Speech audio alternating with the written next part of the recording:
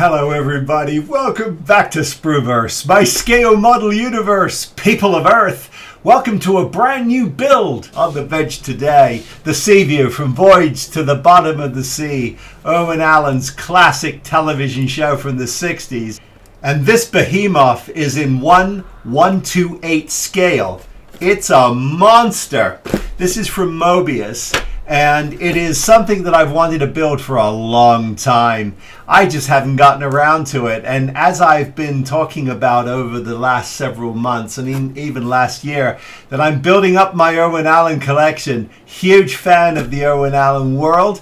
And I'm so thrilled to be having another Owen Allen piece on the bench that I can finally put into my collection. Now, I know you've all got this. Some of you are rolling your eyes and saying, Phil, built it 10 years ago. I know.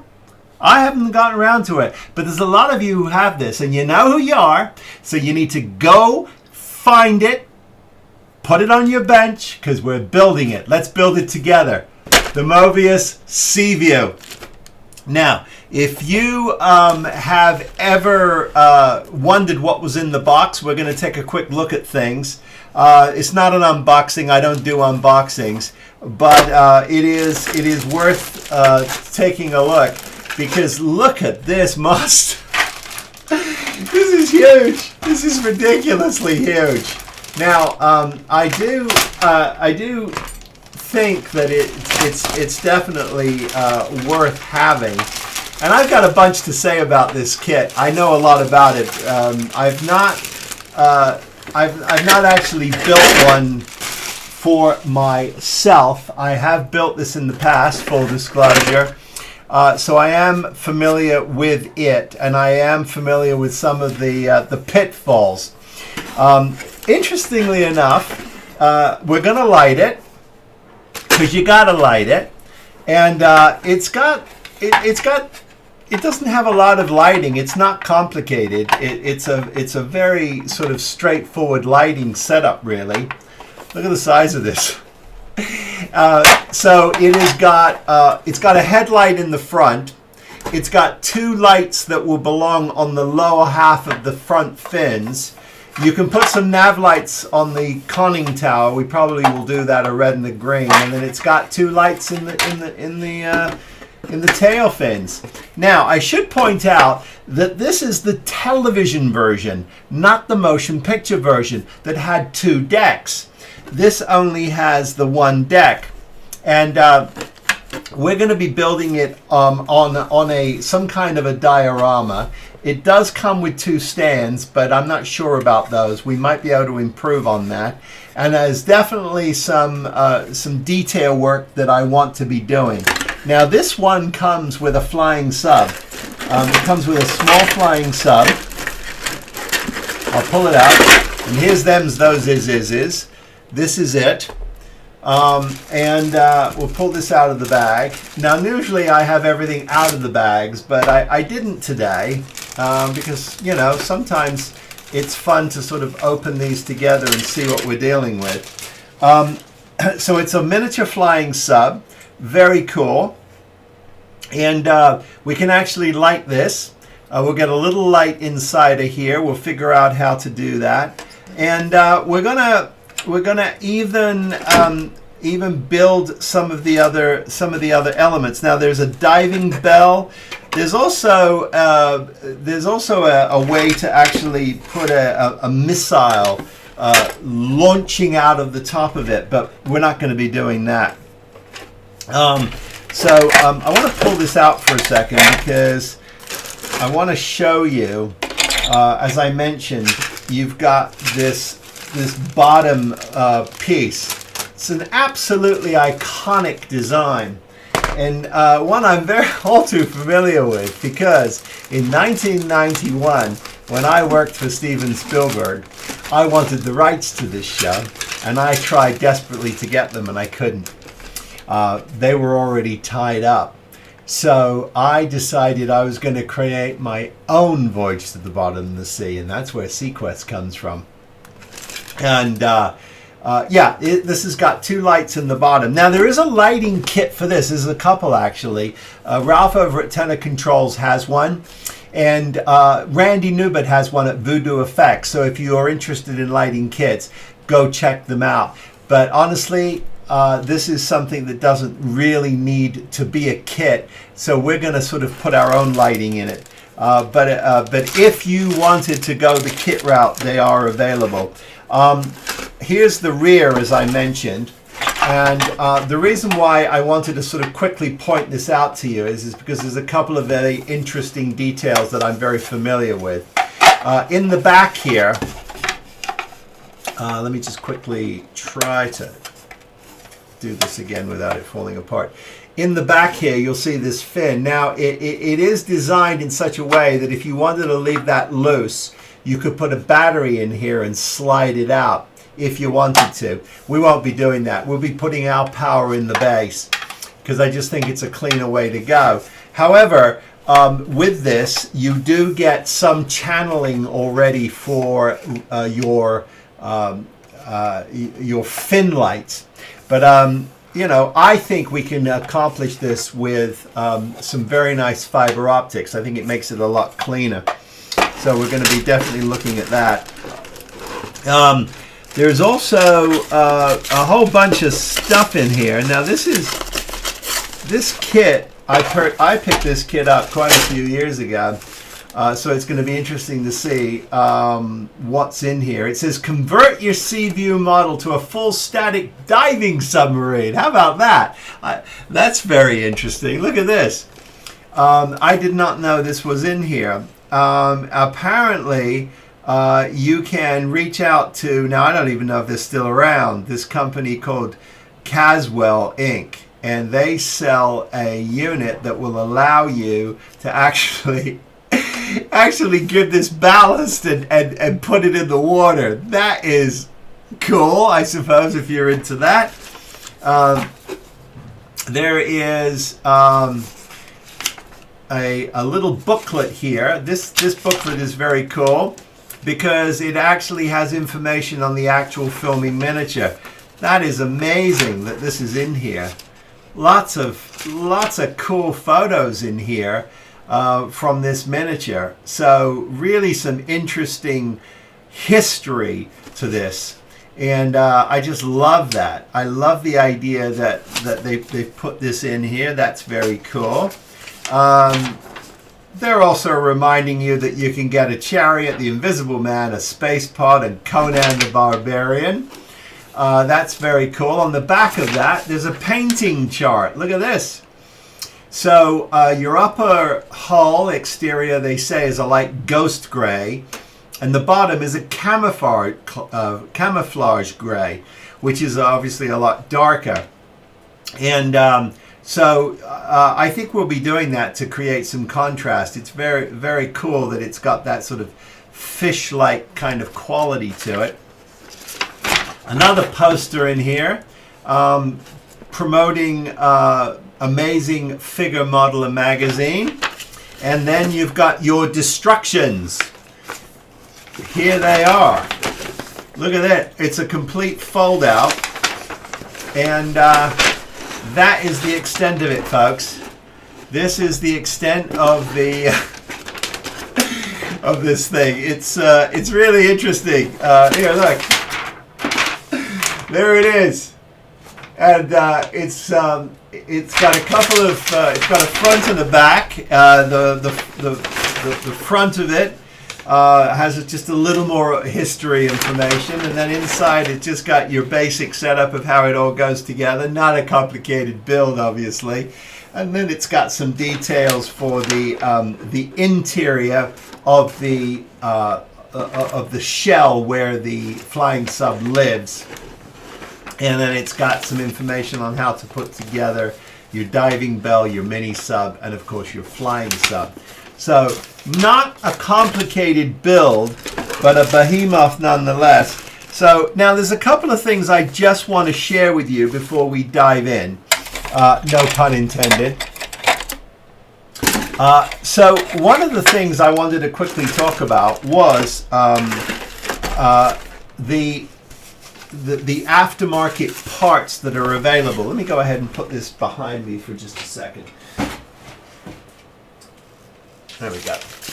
So a couple of the aftermarket parts that are available. There was from Paragraphics, Paul over there, who does all of our wonderful photo etch. He put out this deep sea lab, and here it is. Now I do not know if this is still available, guys. I don't know. It may well be. It may well be, but I don't know if it is or it isn't. But it is the actual sea lab that you can see in this photo here. And interestingly enough, it was in the motion picture from 1961, but it did appear in an episode from the film itself, from the television series itself. And if you look at the back, here, you can actually see the picture of the character who became a giant and wanted to attack the sea lab. I think we're going to be putting this in our base diorama because I think we'll be sitting our flying sub on it and not coming out of the Seaview itself. But we will light that undercarriage. It should have a very sort of orange glow under there, and we will definitely be doing that because that's worth it. Let me show you a couple of other things that are available. This one is, of course, our Paragraphics kit, our photo etch kit, and that is very, very nice. So you've got all kinds of interesting things here. You've got the limber holes, and then you've got detail parts like a couple of your hatches, some antennae, and some interiors, girders for the interior. So that's kind of fun. The other thing that is available is an interior decal set, if you want to use that. And that is sold by Paragraphics, but it's the Bedlam Creations decal set. Now, I believe there may have been a time when all this would come together as one package. I don't know. I have them as two sets. Now, interestingly enough, and we'll get into this as we dive in because I've done enough bloviating and I want to get going, but I want to talk about those limber holes because years ago there was a gentleman who had a channel. It was called Duty Cat. Tragically, he passed away, but he was in the process of building this, and he started to do some very impressive deconstruction of the hull of this ship. What he did was he wanted to make these flush, these limber holes. He wanted to make these flush. So what he did was he started actually cutting out this area so that he could drop in his photo etch and then just putty it all flush. Because obviously, if you want to use the limber holes photo etch, you would have to do that. Now, there is another way to do this, and I think we're going to do that, which is we're going to open these up and put some black. We'll put some backing to it, and we'll do them that way. That way, this stays nice and flush and clean, and we don't get this step.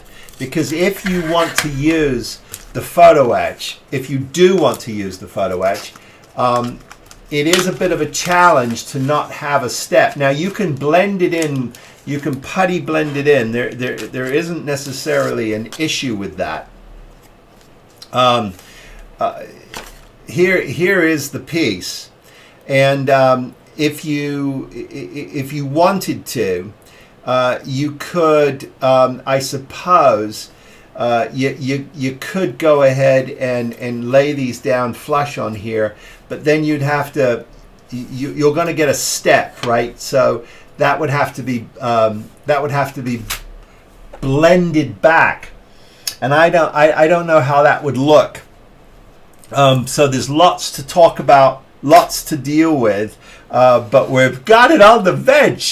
And so The only other thing I'll talk about, and we'll deal with it as well as we move along, because the first thing we're actually going to do, I believe the first thing we're actually going to do is get this joined, because we've got some seams we have to deal with. There is a ridge here that they give you to hide this seam, which is curious. So you can see it here in this piece. If I show you just here, there's a slight raise, and I think if you're careful enough, you can get away with that seam not actually being as visible as it should be or could be. The other, of course, seam, which is the elephant in the room, is the one that joins both pieces together. And if I just pull out one half for you, behemoth here, because I wanted to talk about a couple of things. We've been talking about seams, and one of the issues you're always going to have with something this large is being really, really clever about your seam work. And of course that means that when you go to put this together, you're going to want to make absolutely sure that you can actually try to make sure this seam is hidden. Now, as I've mentioned earlier, the elephant in the room is this seam here. Let me show you what I mean. It's this seam that joins the two pieces together. You can see now I've only put one half together, but no matter how hard I try, that seam is incredibly visible. So two things have to happen. One is you've got to make absolutely sure that it is in place correctly, so there's no step. You want to run your finger over here and feel it and know that you don't have a step. So that's one of the issues. And the other issue, of course, is making sure that you're able to actually make that seam go away. Now that's just going to take just take a lot of love and patience, and be very careful with it, and it will go away. You want to be very, very careful with it, because what you don't want to have happen is you don't want to start you don't want to start gouging into this plastic, because you'll just end up in a world of hurt. So it's getting it nice and puttied. You've just got to have to be patient with it. Putty and sand, and it should go away. And if you get a nice coat of the duper color over it, which is a nice primer filler, and I really recommend it for something like this, you should be okay. It obviously it needs to be washed. I'm going to wash mine just to make triple sure there's nothing on here that can cause us any grief when we lay down our paint. But also I'm going to give it a very light sanding with like a 1000 grit, just to get rid of some of this sheen, because that also is going to make it a little trickier for paint to stick to. But lots of fun. This is a big one. I mean, let me put this back together, and you'll see the actual length. The actual length of this. Look at this. Now I'll turn it to camera, and you can see. Now I've got a sort of. This is all of 36 inches. It's 3 feet. It's extraordinary. So. This is a big one. Okay, and then the only other thing I wanted to just point out to you guys is be super, super careful. I know you're going to be, but be super, super careful. There are these handles, these grab handles that run along the top of the submarine, and on the side here where the missile compartments are. Be very careful when you're handling this. You don't want to, you don't want to sort of slam this down and snap one. Can it be repaired? Yeah, but you don't want to do that. So be careful. Okay, so the first thing we're going to do is start looking at what we're going to have to do to light this interior, because we've got to get the interior into it before we can close it up.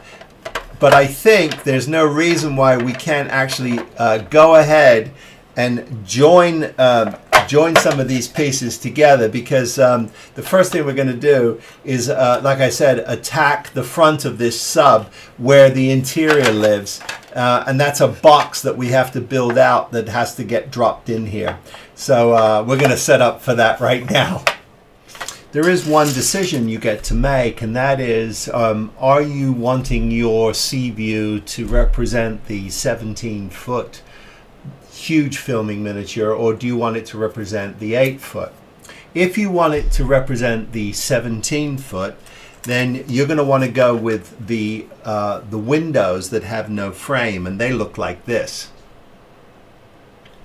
If you're going to go ahead and build the 8-foot version, then you're going to have frames on them, and they're going to look like that. So that's a decision you have to make. I personally like the frames around the window. I just think it gives it a little more drama, but it's entirely up to you. You also get each version of the nuclear warhead top for the submarine.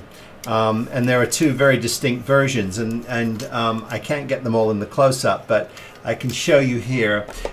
You'll notice one version has a lock, an airlock on one end, and it doesn't have one on the other end, and then the other one has two locks, one on each end. So very distinct, very unique. So you sort of can choose how you want to build your Seaview, which I think is very, very cool. The other thing too is the headlamp housing is missing a port. So what we have to do is we're going to have to, once this is attached, we're going to have to drill that out, but I'm not going to do it until, I'm not going to clean it up, I don't think, until I have these two halves well and truly sealed. So one of the things I like to do is I like to make sure that I do a quick dress rehearsal and plan on how I'm going to actually clamp or seal all this together. Probably most likely with some 5-minute epoxy, just to make sure I've got some working time with it. And then the nice thing about this is if you can get this clamped correctly, your seam on the top of this will disappear. But then of course the other thing you have to remember is you're going to have to chew out your headlamp access port for your light. So that will essentially look like that. And then you've got your 8-foot miniature version that I'm using that will drop in. It drops in to the front like that. I'm using MEK to bond the structural hull together. I wanted it to basically melt the plastic together, rather than put some kind of a glue on it that adheres to the surface. I find the MEK in this particular styrene works really well. It's going to melt this plastic together and we'll get a really nice tight bond. The other thing I'm really proud of is the fact that you get this really nice seal, and when it, as it's melting, and if you experience any kind of separation at all, then you just go ahead and paint it up again, and then just let it sort of melt itself together, and you'll find you get a really nice bond. You got a little bit of sanding to do, but that's pretty normal anyway. What I like about it is the fact that when I rub my finger over the top of the structure here, there's no step. It's nice and flush, and that's really nice. The other thing I like about what they did with this model is this rib here. Let me get this bottle out of the way so I don't knock it over, because that's what I'm prone to do. Just put that there. what I wanted to show you was this rib, because you can see how this rib here disguises this this seam very well. So all we've really got to deal with is just a little bit of sanding to do on this upper piece here. Now, you know, this shine is because of the quality of the plastic. It's just a natural, you know, it's sort of just a natural behavior for this plastic. But rest assured, we'll make sure we get a really nice sand that down before we move on.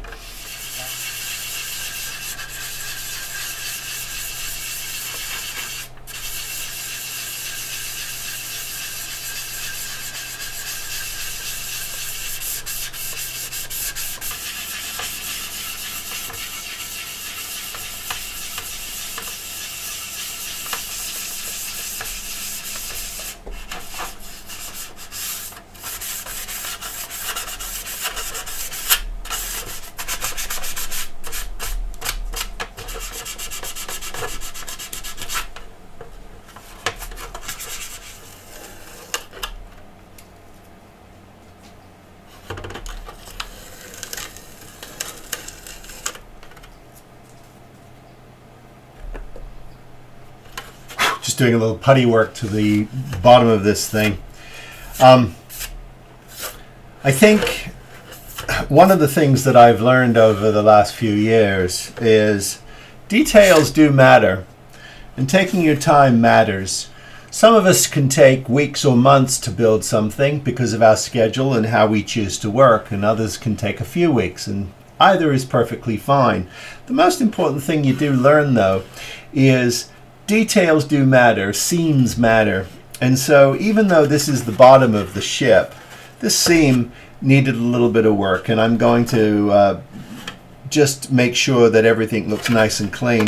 There is also there's just a little bit of a gappage here on the top that needs to be addressed, and you can see it here. Now I've actually been sanding this, but there is a there's just a little groove right here. You can see it, this line, this faint line.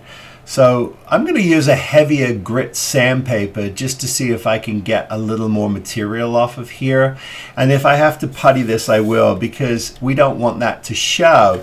Now we're going to be using our Duper Color Primer Filler, which is a heavier viscosity paint, and it will help to make sure some of these seam lines go away. But it is something to pay attention to. The nice thing about this is a lot of the seams will disappear. The main one being obviously in the center here. This has an applique that goes on it. This is where the conning tower will go, so that all disappears. So it creates a really nice clean finish to that extent. Where we're going to run into some serious trouble is the elephant in the room, which is putting these two pieces together like this. Because even though I've gotten myself a pretty decent fit here, and everything is nice and clean, I don't have a step, too bad of a step. Now, but you can see this seam line. Let me get you closer. This seam line is significant, and I'm pushing on this right now. I'm pushing quite hard. We have a seam. Now we've got a little bit of a step here that we just have to pay attention to, and what we'll do is we will clean up to the best of our ability the join and get it as flush as we possibly can when we're ready to go together. But look at the size of this. It's huge. And so we're going to be spending an awful lot of time on that seam. I can feel, as I'm running my fingers across here, I can feel a step. I can feel where these two pieces don't want to come together nicely. Now, curiously, the more you push them together, the greater this step gets. As you pull it apart just a little bit, that step sort of goes away. So it's something to consider. Also, I'm seeing at the top here, as I'm flexing this up, that does help make that nice and crisp across here. But as you push it together, it drops down just a hair, but it does drop, and then you can feel this seam. Now, if I try to squeeze this together just a little bit, that seam does go away. You can feel it as I'm squeezing underneath and stressing this. So that is the reality of dealing with this model. So we're going to do the best we can, but as I go along here, I'm just going to sort of point out these things in case you still have yours on the shelf. Most of you built it 10 years ago and it's collecting dust if you're not keeping them in a safe, dry place. But still a lot of fun. And if you have this kit, if you have the TV version of this kit, it's well worth it. You may have the movie version, which has some slightly different details. It has those 8 windows in the front, as we talked about, and it has a little fin up front. So anyway, I'm still also thinking about these limber holes and what to do with them, whether I'm going to actually drill them out or whether I'm actually going to attempt to cut out the photo etch and drop it in here. I do have a sonic knife and I can get a nice cut in here, but the sonic knife will do some damage. It will do some melting, but it'll do a relatively decent job, and then that has to be puttied in. So it's something to think about. The curious thing about those photo etch parts, though, is there's no back to it, so you would still have to put a back on it. Now this material is quite thick, and as I'm running my finger along the back, I am feeling where there is actual structure that crosses it crosses over this this limber hole piece. I'll show you what I'm talking about right here. As my hand goes in and feels, you can see here there are these structural supports. So it may well be that the best thing for us to do is just to carefully drill these out. If you use or choose to use the photo etch in the photo etch kit, it requires you to cut out a tremendous amount of meat from the model. Now, if you're at a high skill level, this is definitely something that will tax your nerves. It'll test your nerves too, but it can be done. However, as I pointed out a little earlier, some of the substructure in here runs right through that cut, and I don't necessarily think you need to do it. What I've done is I did a test hole, which I could easily fill if I wanted to see whether or not these limber holes could be removed, and they certainly can. Here's the result, and I'm very happy with it. You can actually drill these out, and what I've been using is, now I have a Proxon here with a micro drill bit inside of it, and I'm running the drill at a very slow speed so I don't melt any plastic, and that's the key. You want to make sure that when you're using a drill bit like this, that you can actually remove the material from your drill bit and it doesn't stick, it's not overheated, and that's a good thing. And then once you've cleaned that up with a very, very sharp X-Acto blade, as I've done here, just clean it up. If there's any frayed hairs at the end there, you just go ahead and hit them with your Tamiya thin and you'll be off to the races. So I'm very comfortable with that. Now it's going to take me a little bit of time, but I think it's worth it. I've got to do both halves. So I'm going to go ahead and remove all of my holes to my limber lines, limber holes I should say, and I think that will add some drama to this.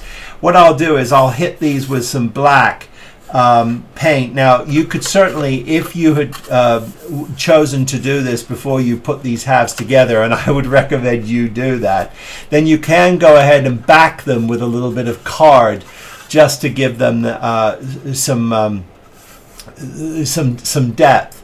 But interestingly enough, the photo etch is designed to not do that. It's just designed to go through into the blackness. So that would mean just hitting the inside of this with some black paint if you chose to. But I think it's good enough just to go ahead and get some black paint in those windows. And when it's all sealed up, it's going to look fine. There is another opportunity to create some openings underneath. We may consider doing that, and that's for some drain holes that appear on the underside of the sub at the rear. Interestingly enough, if you think about it, where the propellers are, how does water get pushed through these engines? The argument is the nuclear-powered engines would just push it. But I think it may also have been that there was some fins or some access points, like water going into a shark's gills that would push water through this system. So there's lots of fun things you can do with this submarine. But certainly on the photo etch side, I think drilling out your limber holes, I should say, is probably a good way to go if you are not comfortable with removing that much material from your sub. And I have to tell you, I'm sitting here to tell you I am not.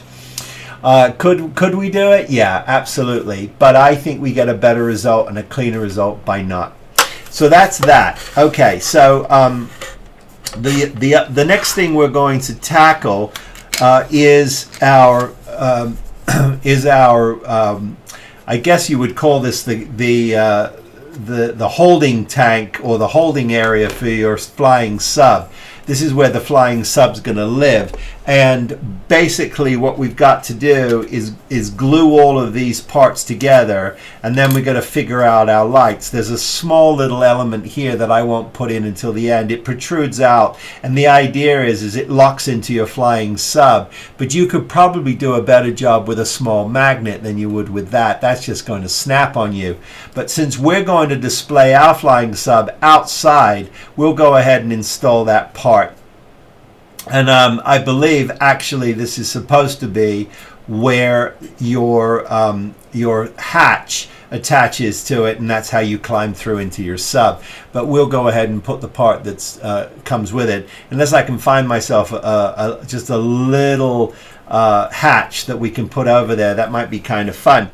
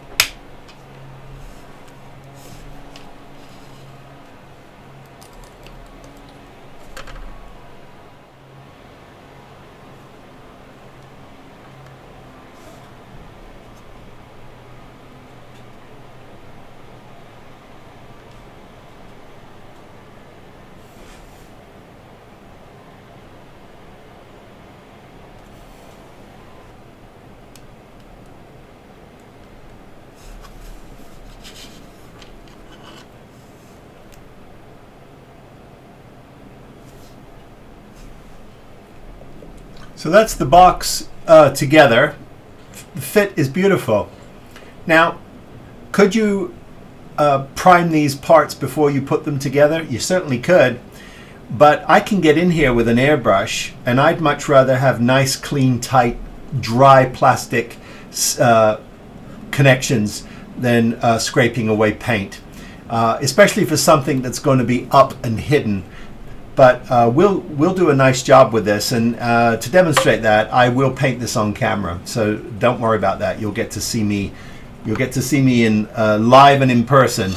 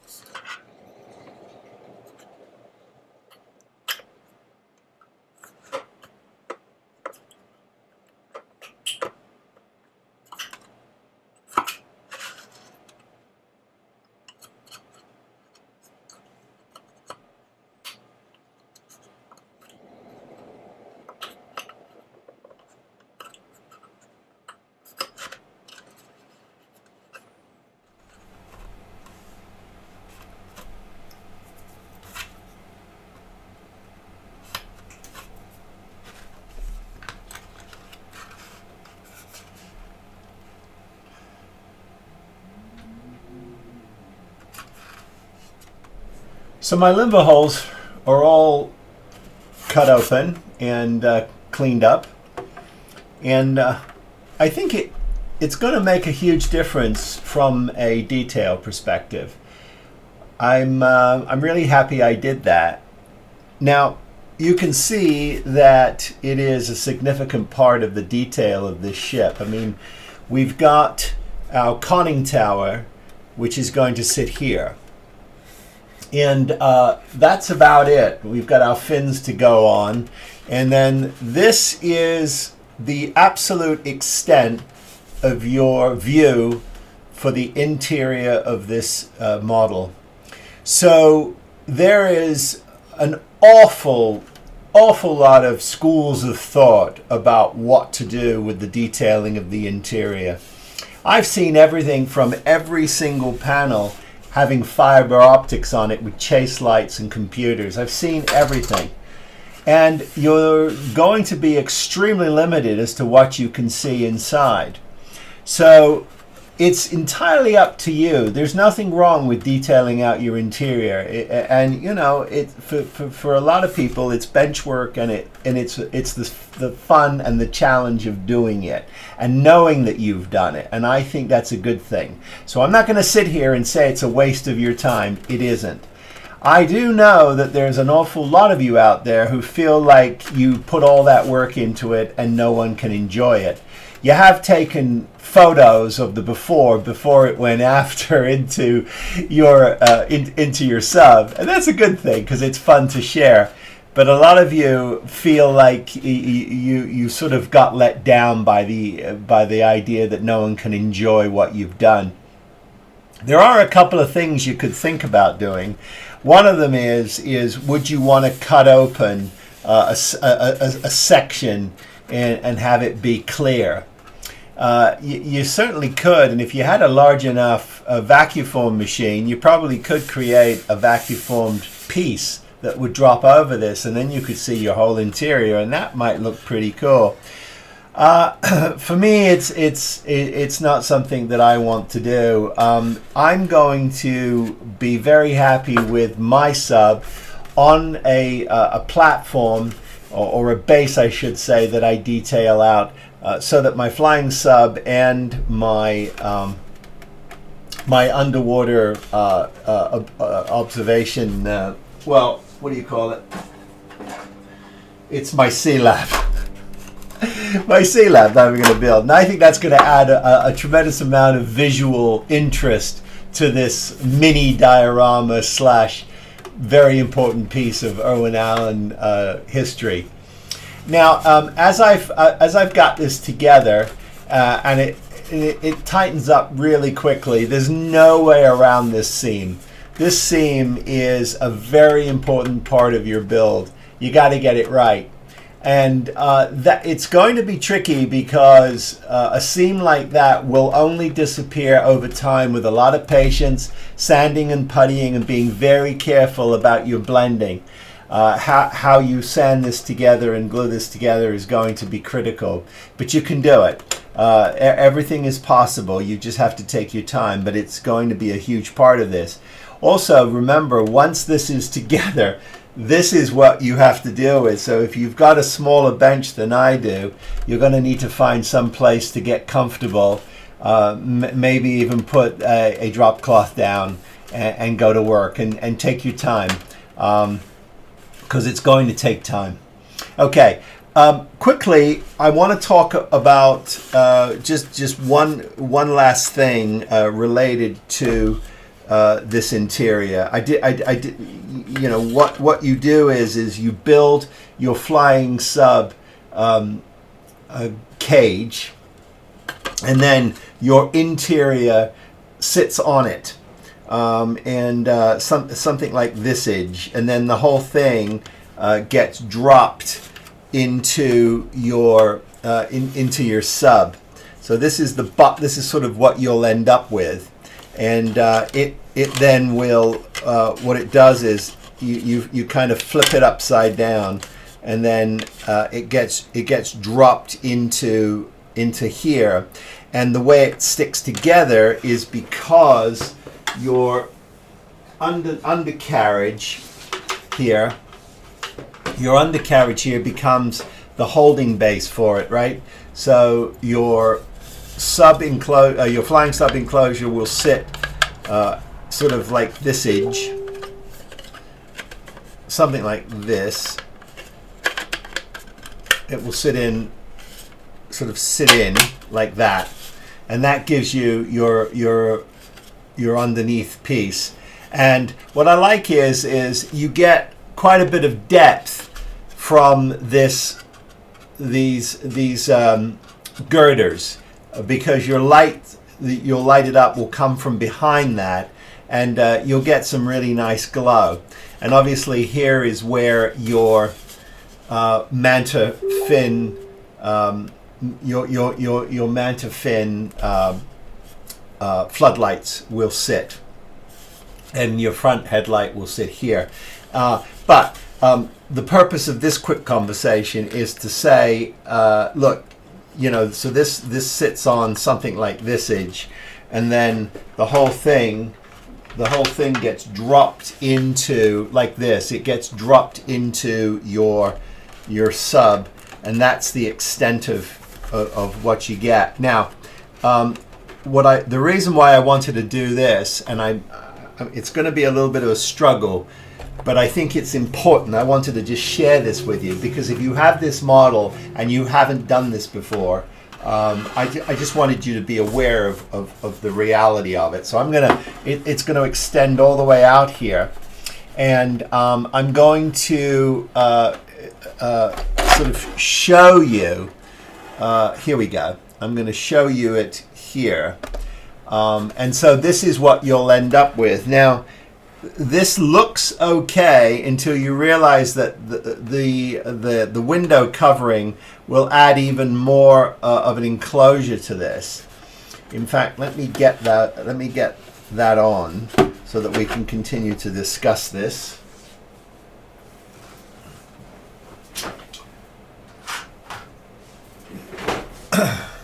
So here it is. Here's your and we're choosing the 8-foot designed windows that have the frame, because I think it adds a nice detail to it, but you'll pick whatever one you choose. Now that drops on here like this, and now all of a sudden you can see how much visibility you have which is almost 0. Now I can shine a light in here, and I promise you there's in fact, I wonder if I could do this.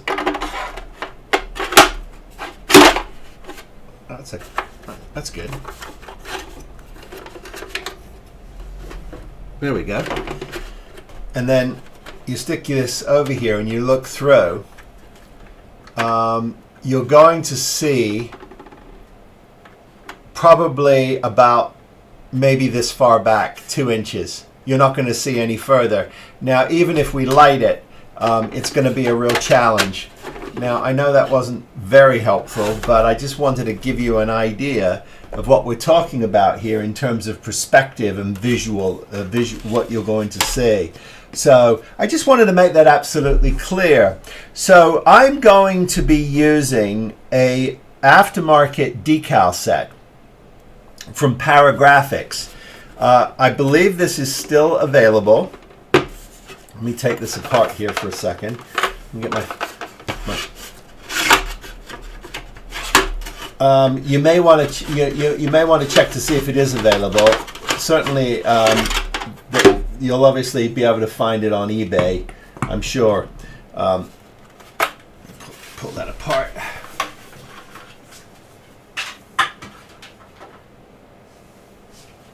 And so this is your aftermarket decal set here, and you'll see you've got everything you need to put color into your interior. So if you give it a nice white, paint it white, a lot of this should pop. Now there are some other details that you can add, obviously, and those details are essentially what you see on the platform for your periscope, your dive plane controller here, and then your computer screens you'll see on either side. They're going to just disappear, but we can put some light in here to create some mood, and we will do that. We will add here. This is a very nice shot, so you can see, but sadly this is your proscenium, and you don't get to see much. And even if and if I put this over here, you can see a lot disappears. And the quality of those clear pieces is not terrific. We'll clean it up the best we can. I did look at whether or not my microscope slide glass, but there's a contour, so we can't use it. I do have some clear PEG, which is probably a little clearer than what comes with this. So we may look at creating some templates and putting our own PEG in here that might be a little clearer, just to really pop what's going on back there. Okay, so I'm going to go ahead and I'm going to start working on my interior. I'm going to get this all glued up and start working on all the details. And then we're going to quickly look at the install of our lighting, and I think that will probably do it for this update. We'll see how well I do in the next few hours. But I'm gonna carry on here, getting some work done on this interior.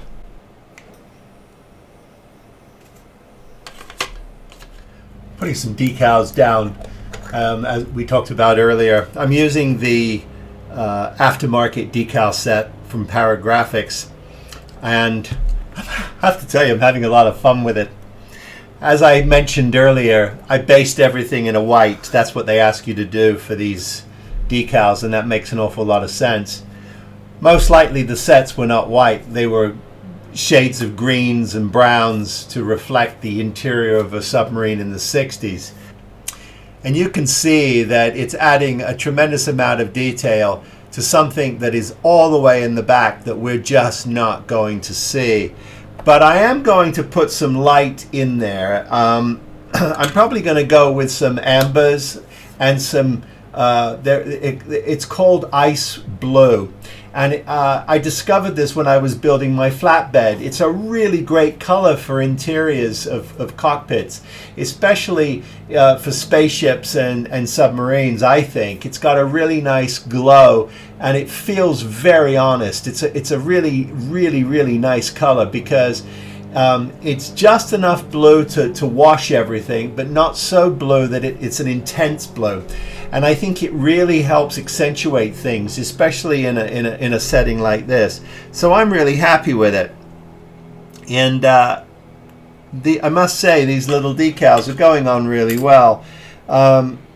They're really well made, and they slide on very easily. And I'm not having any issues with them whatsoever.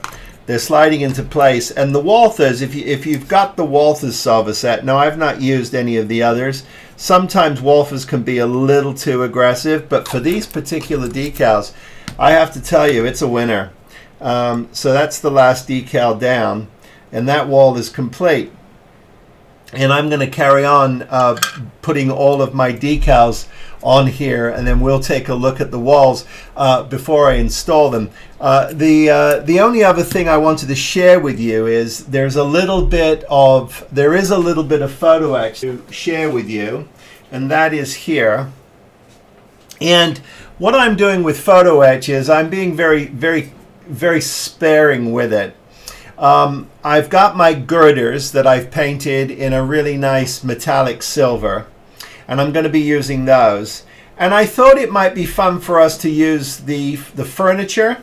We've got some furniture here we're going to set up, put together, and a couple of the chairs and the map table. And perhaps we'll do the barrier that goes around the periscope, I think, and of course we've got our ladder.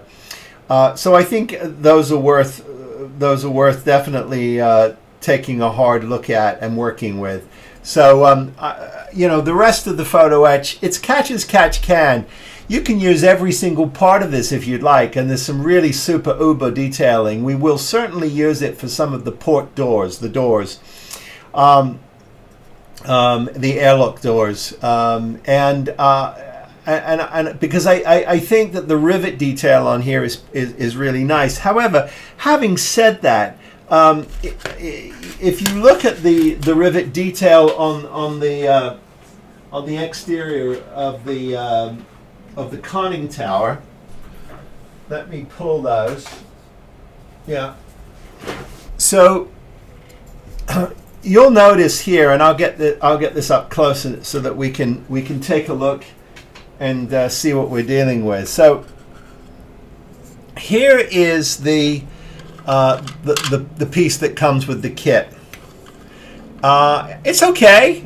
It's not great, but what you're missing is an awful lot of detail around the pressure frame that is sort of, you know, bolting the door to the exterior to watertight it, right? So also there's a slight difference in the actual curvature of these doors. If you look, these are a little more square, but if I bring in and contrast these other doors with it, and this is actually a very nice contrast, you can see that there's quite a bit of difference. We've got all of the rivets we can see around the outside, and the portholes are much crisper. There's a separate piece that goes on the outside of that plate, and that's this. So what you get is you get a raised part, and then you get your porthole, and it has some really nice detail on it. So when you hit that with a little bit of black wash, that is really going to punch, and I think it's going to look really cool. So we're definitely going to be doing that. The difficulty you've got is we're going to have to remove the raised areas on these, and with that you're going to have to be really careful. What I like to use is a number 17 chisel from X-Acto. Here's my blade. I use the 17 and I use the 18, which is a lot wider. And now you do have to replace these quite a few times as you're building because they'll lose their sharpness quite quickly. But they're a very wonderful tool to use because they're very precise, and you don't want to put any gouges on the outside of this. And if you start sanding this, one of the tricky things you're going to end up with, especially if you're not comfortable with sanding, or you don't have the tools, or you've not done it before, you are likely to put some sanded gouges into the outside where you don't want them. Very hard to get rid of. You've got to spend an awful lot of time going from 6 to 8, sometimes to 1,000 grit to really make them disappear. So be very careful. Take your time, and you'll make, I think it'll add some really nice uber detail to the outside of the Seaview, which doesn't have an awful lot to offer. So paint is going to be very important here. Shadowing is going to be important. Setting is going to be important. And of course, some of this photo etch I think is really going to do a great job. I have most of the lights, I pulled most of the lights from inventory. The only thing I haven't got out is red and green nav lights for the conning tower. I'm not sure whether I'm going to use a chip for that or whether I'm going to actually use some fiber optic. I don't know, but those are the only two I haven't pulled. Everything else I've pulled. So for the flying sub containment area, I'm going to use these 5 mils pre-resisted from Evans, and they're going to be orange. That's what I'm choosing to use. Sometimes it looks red, sometimes it looks whiter. It depends on how it was filmed. So it's a little bit of dealer's choice, really. But I like this color, and I think this is going to go really well in my flying sub compartment. The other thing is I like the industrial nature of these. So I can go ahead and actually paint the outside of this with a little bit of silver, and I don't have to hide these, but they're going to go beautifully into here, and 2 of them will do wonders. I mean, they'll light up this compartment perfectly. So I'm very happy with that. So those are my orange lights for that, and I'll get those installed. For the manta wings, I'm going to be using cool white. I like the distinction between the warm and the cool white. I think it's a little punchier, and in a dark setting where you're under the water, I think this just provides a little more drama. That's my choice, and that's what I'm going with, and we'll take a look at those. Here, let me just go ahead and get that fired up for you. And that's what that looks like, and it provides a lot of punch. And I do look, we're getting lens flare in the close-up camera. I love that. Now, in order to install these, because you don't want to go any bigger than 5 mil, really, just from scale. If you take the 5 mil and you look at it sort of from the side it's going to get installed, you'll notice it goes right through. It doesn't stay there nicely. So what I recommend you get yourself are some LED mounting clips. Now you can get these from Evans Design. They come in 3 and 5, and they possibly come in other sizes as well. But they're really clever. And what you're going to do is you're going to actually install them inside these recessed areas, and that's going to allow you to actually put your clear lens on top of it, but it sits in there absolutely beautifully. And then your clear lens, which comes with it, just drops over that nicely. And I'll just slide that over here for you, and you can see how that drops in, and that is really, really nice. Now, you could also, if you wanted to be a little more industrial, if you wanted to get a washer or something to put a chrome sort of lens around that, a frame around that, that wouldn't necessarily hurt. But yeah, this is a very clever way to do it. And then when you see the clip in here, your light just drops in and it holds beautifully, just like that. And it's not going to go anywhere once that's all glued in place. So it's a really neat, clean, and clever way to install these 5mm lights. So that is what I'm going to be doing. So the only other light I wanted to share with you is these little ice blue SMD Pico chips, and I'm going to install these inside of my control room, or the bridge, or whatever you want to choose to call it. And I wanted to show you those. So let's get those tighted up. And there's that beautiful glow. Now, I don't know if this camera is doing it any justice, but if you go back and look at my flatbed build, the interior of those, in fact, I'll throw up a picture here of the interior of my flatbed cockpit so that you can see what it does to an interior. It's a beautiful light for those. So I highly recommend you get yourself some of these ice blue lights, ice blue Pico chips. They're really great for control rooms, and I think the scale of this is going to be perfect. It's going to add just the right amount of light. If I put white light in there, it's just going to blow everything up. But this will be just enough light for you to be engaged and be interested. Now, I could also, if I want to, and I haven't decided, but you could also here. This is the hatch that takes you down to the flying sub, and you could actually, I may even cut this out, and so that I can actually open it, put something under it, a little black, and just put a soft glow in there as if it's open. That might be fun to do. I don't know how much of it you'll see. I'm going to check that when I double check my glass, because I might go to some clear PG that I have, acrylic glass that's flexible. It's a lot cleaner and clearer than the part that comes with the sub itself. The difficulty is that the clear parts that do come with the sub are recessed, and so they do sit flush and nice.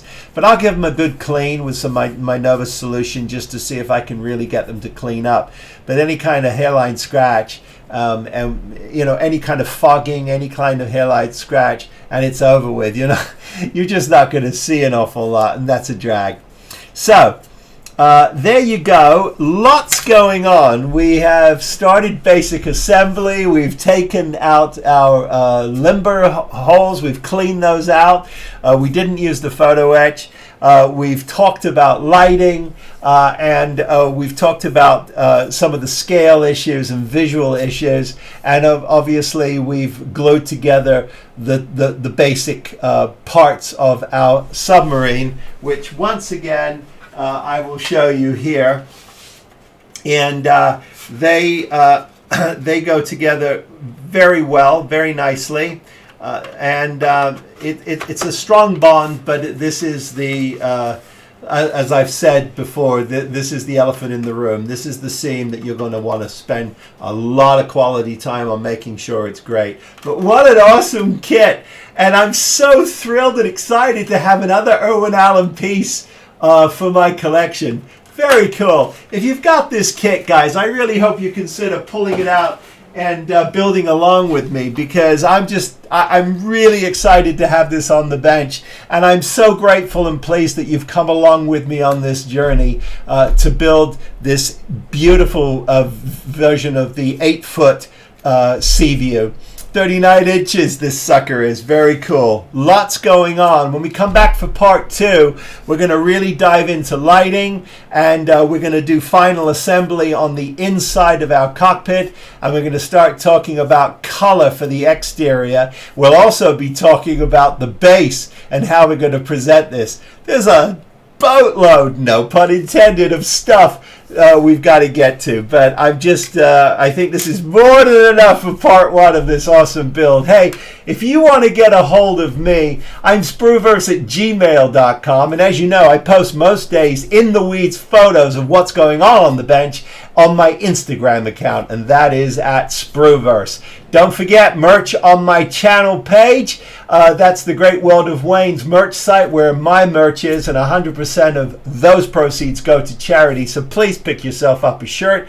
And there's also a place there for you to donate to my buy me a cup of coffee, and that's just a fund that I use for charity builds, which I do once or twice a year for those who are unfortunate or in need help with a kit. I either will send out supplies or I'll build something for them. So it's great fun, and I know it's a good cause. So think about that too. But hey, as always, I wish all of you, please be safe and be well. Build something, and I'll see you on part 2 of the Seaview Moebius build-up. Take care, everybody. Be well.